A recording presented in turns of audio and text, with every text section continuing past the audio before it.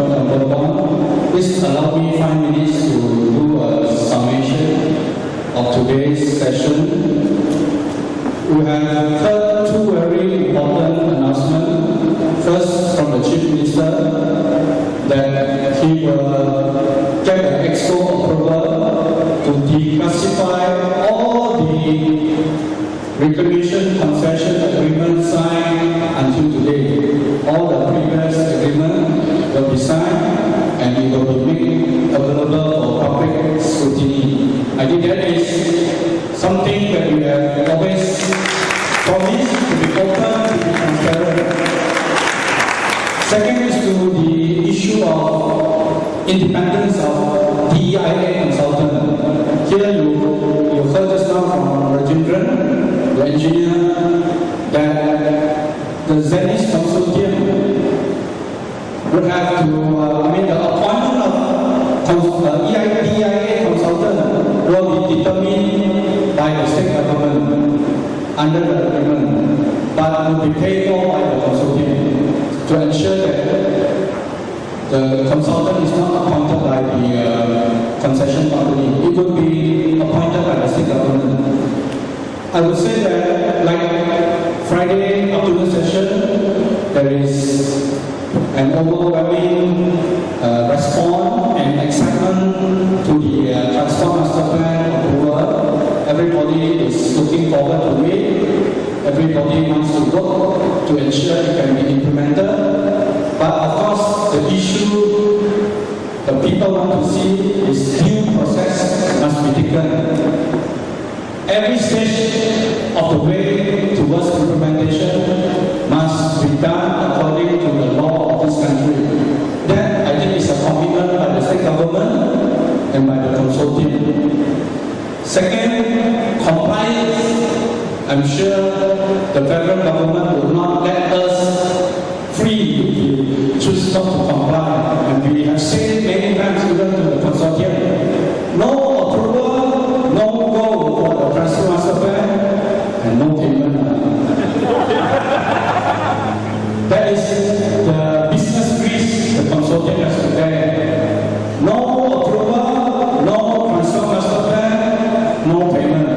Then this is just an academic exercise on how to conduct a Transport Master Plan, how to implement, but no license, therefore cannot implement. So I think everybody is looking forward that the consultant together with the government will go through the due process of law, comply fully with all the requirements set by the federal government and the state government and the local authority, and also on the issues of good governance, that we will promise that this exercise will be done to the highest level of good governance. We will continue to conduct this session to engage the stakeholders, and when the alignment is fixed, it will involve local community, dan pada masa itu pasukan dalam konsortium akan menjalankan sesi-sesi dialog dengan komuniti-komuniti yang mungkin terlibat dalam pengambilan tanah. From the initial master plan layout of the island, we will see that the coastal area of Pemanang Dalam Laut, Teluk Kumba, and Tekasampo, hopefully it will be spared. I mean, it is a few hundred meters away from existing fishermen village and kampong. If the reclamation is not touching the main island and 200-300 meter of waterway separate the two, the island and the man-made island, that means that most likely existing kampong will not be affected. It will be greatly reduced the number of penduduk yang akan mungkin terjejas dalam penempatan. Walau bagaimanapun sejajar dengan dasar penempatan penduduk sekiranya terlibat dalam pembangunan, the state government will ensure that again due process, tempat-tempat penempatan semula pasti dan mesti disediakan. Maybe they will be relocated to the prime area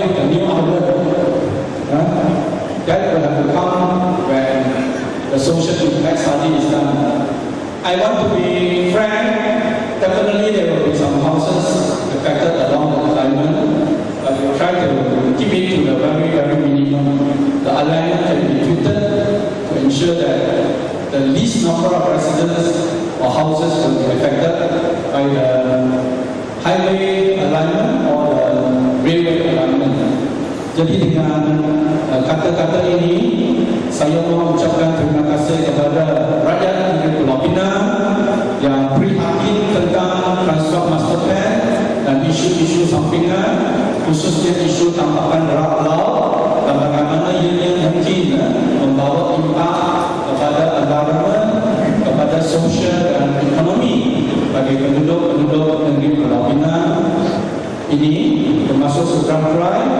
Dan terima kasih kepada SRS Konsortium, Ketua Menteri sendiri yang telah hadir untuk menerangkan isu-isu yang dibangkitkan oleh penduduk-penduduk yang minat tentang Transport Master Plan ini. Jadi dengan kata-kata ini saya ucapkan ribuan terima kasih dan saya berharap kita dapat berjumpa lagi. Sekian, terima kasih. Terima kasih kepada rakan-rakan media yang memberi kita kepada program ini. Sekian.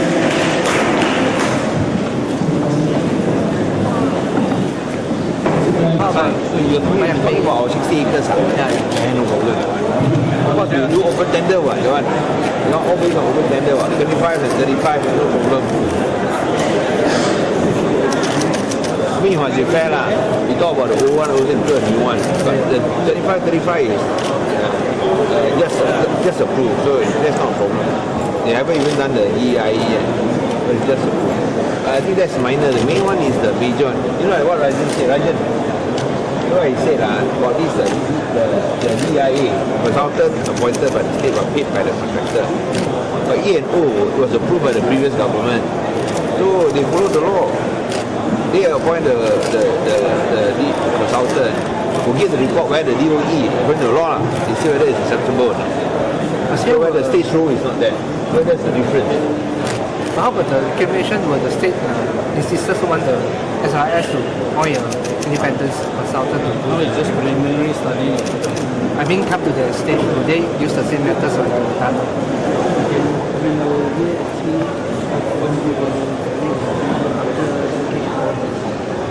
would prefer independent.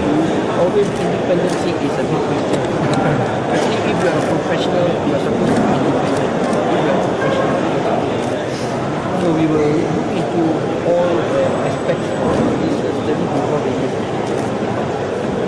Since Dr. Imam mentioned about the possibility of scaling down area, is that something you also consider? I mean, because this is the initial stage, right? So not that nothing is planned. At the moment, the cost cannot be ascertained yet because the cost can only be ascertained when a contract is called and the successful bidder is selected based on the price. That means that would become the cost of a particular component. So we've got to have a list of what the projects are going to be implemented, the schedule, and then the total. Maybe not possible to get the total cost, and then look at how much land is needed. Even at that time, the land cost will also determine the size and the shape of the island. If the land price is good, I'm sure we can scale down the size of the island. If the cost of the project go up, then you have no choice. But then if the cost of the land, if the price of the land goes up also, that means lesser lah. So we just don't know what is going to happen in the future. But it should be commensurate, proportionate lah. The main thing that this is still very early stage. We just want to let the public know that we got nothing to hide. We let them know earlier. You look at the previous exercise when they do whatever projects they do, they don't go and do what we are doing now. Even before approval, we let people know. No, that's what it's suggesting because we think that this is important, this is massive, that's going to affect the future up to 2050. And also you are engaging the public, right? No, we are engaging now even before approval. CM is actually, there are some complaints that actually very difficult for the public to access the project because the information they got is quite limited. We are giving out every information. No, because there are some amendments from SIS or because like today, they will go back to study again. After today's input, they will still have to go back. But is it possible for the public to access to the proposal by SIS? The full proposal? I think we have because they already we have said last Friday that we will put it on the website. I mean, at that moment, when it's posted, let's say on 1st of January, it is correct as of that. After that, you can change. But transparency, I think, is you're going to declassify everything that goes into your sometimes we don't know what more we can do. Declassified already is still not enough. No? But as I said, these are all projects approved by the previous government. So you want to see the documents, you see that. Sometimes when I see the very same people who approve these reclamation projects, they ask for the projects, for the concession agreements to be made public. Hey, you yourself approve it, no? And you yourself ask to be made public, no? You playing games, You don't know what you approve, You're playing games. So for us, you say that we got nothing to help me. Let the public know what you approve, It's not you pretend that you do not know what you approve. The thing is whether SRS themselves will be transparent. I know the statements, but what about SRS? Like, are you going to convince them to be transparent in how they're going to plan their proposal and things like that? Every proposal will be subjected to government approval. They cannot do as they like. And not only state, it's federal. Federal also. And sometimes you're not sure whether anything will happen. Federal don't give approval for the public transport, end of story.